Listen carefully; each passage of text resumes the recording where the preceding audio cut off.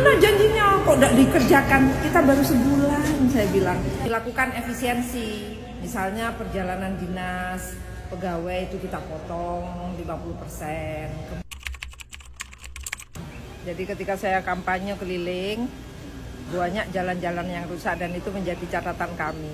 Hampir ya banyak lah di banyak wilayah dan itu tentu tidak bisa kita selesaikan dalam 1 tahun ya, tentu bertahap.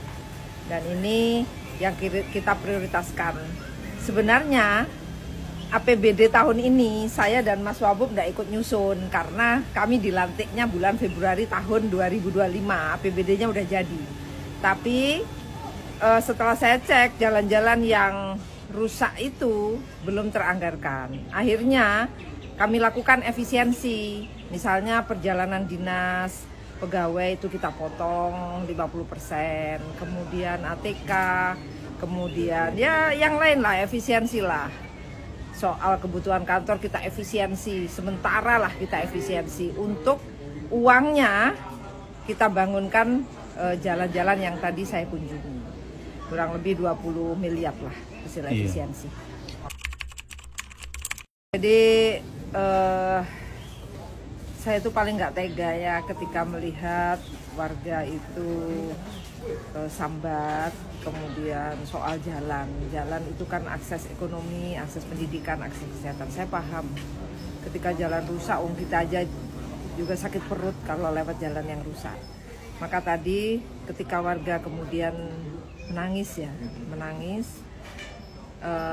dia katakan bahwa puluhan tahun belum terbangun dan itu ya sudahlah, kita harus segera bangun itu karena itu memang akses ekonomi.